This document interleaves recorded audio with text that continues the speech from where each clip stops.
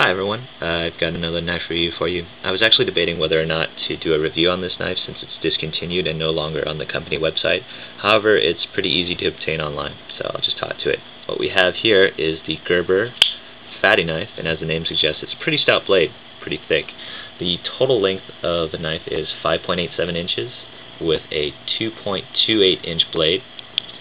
Length closed is 3.54 inches. And the knife itself weighs 2.8 ounces. The handle is composed of textured SoftGrip, and that's like a rubberized material, and I like it a lot. It's nice and soft and grippy. Get a good purchase on the knife, and it's pretty stable. If you look inside here at the knife, there's no steel liners, and this is just the knife material itself.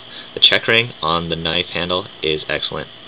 It's good and grippy. I wish I had this kind of checkering on a lot of my other knives. There's also a lanyard hole. This knife is a bit too large to use as a keychain. However, you could loop some paracord through this, tie it to your wrist if you're using this in the water, or just hang it off of your pack. So you have that option as well. But all in all, love the grip. It's really nice. And because it has no sharp edges, when you're using this, you're not going to develop any heat spots or blisters while handling this knife. On the back here, you'll notice that there is a pocket clip held in by 3 screws. If you want, you can take out the screws and just remove the pocket clip if you don't want it. And if you notice here, there's a cutout in the clip, so you can access the rotation lock that holds in the blade. So if you want to tighten it up so that it comes out a little bit more stiffly, or if you want to loosen it up for a faster lockup, you can do that without having to take out the pocket clip. So that's a good idea. I think some other knife makers could use this little idea in their clip designs. The blade itself is 400 series stainless steel. It's okay. It's alright. It's not the best steel in the world. Of course, I would want to have Oz 8 or VG10, but for the price that you're paying for this knife, which I'll talk about later, it's a pretty decent value. If you look here for the blade shape, it is a drop point blade. For a drop point, in case you don't know, the spine curves downward in a convex shape, so it curves down like this versus a clip point where the curve will be like this on the back of the blade, so it curves down. The blade edge itself is a combination of serrated and plain. Personally, I actually prefer plain edge, full plain edge, just because of when you're cutting, you're going to start out here and then you're going to draw it out like this. With a combination edge, you have a serrated edge, and this is useful for some purposes. For example, if you're going to cut through rope, you can have this sawing motion. From my experience, though, you can still do the same thing with a fine edge. It's just a little bit easier with a serrated edge. But by having this, you're losing this surface area, and then you're going to have to start here if you want to do any fine edge work.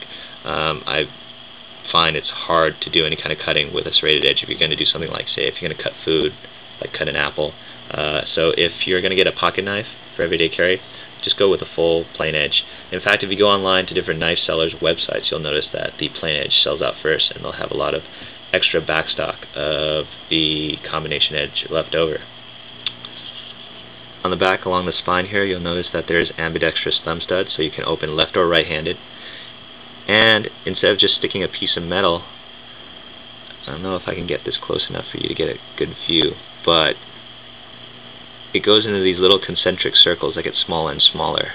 And by having that little surface, you get this nice little texture here so that your thumb can get a good grip on the side. Really nice. I wish some of the thumb studs on some of my other knives were like this. So, easy. Lockup and opening is very smooth. And I love the lockup. Locks up securely and with this nice satisfying click. There is no play side to side or up and down. It's pretty stout. So it's a well done knife, very well made. The reason I didn't keep this knife, I actually gave this knife away to a friend, is it's a little bit too bulky for my uses. I like to carry it in my front pocket, and this is a little bit too large for me. I like smaller knives.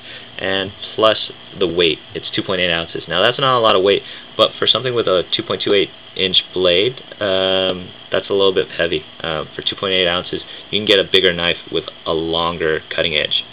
I gave this to a friend of mine. He's a pretty big guy with big hands, and he works in construction, and he loves this knife because with normal knives, he feels that the grip is too small and it shifts around in his hand when he's cutting.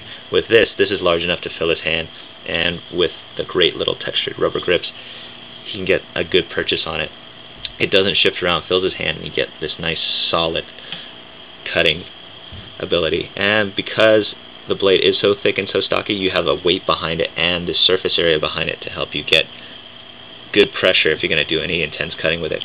He's taking this to work a lot. You can see there's some wear marks along the blade here, and he loves this knife. In fact, after I gave this knife to him, I asked if I could borrow it for an afternoon. He really wants this back so he can use it for work again. So that's a testament to how good this knife is. By the way, since he uses this for construction work, for everyday tasks, that's a testament to the fact that the steel, the 400 series steel, isn't that bad. He's put this through a lot of use, and it's still razor sharp. I'll hand this to Gerber. All of their knives, or at least the knives that I bought from them, come out of the box razor sharp, and this has kept its edge pretty well. In addition, the lockup for all the knives have been very solid. When I first got this, the lockup was solid, but the action was a bit stiff. You're going to have to spend a day or two opening it and closing it to loosen it up, but once you've broken it in, the opening is pretty smooth. So yeah, great execution, excellent construction. I just prefer a different design. If I could take some of the features, for example, the lockup, the thumb studs, and the handle, and apply it to something else, I would. So that's my review of the Gerber Fatty Knife. If you're looking for a stockier, heftier blade, give this a shot. Thanks for watching, guys, and have a good day.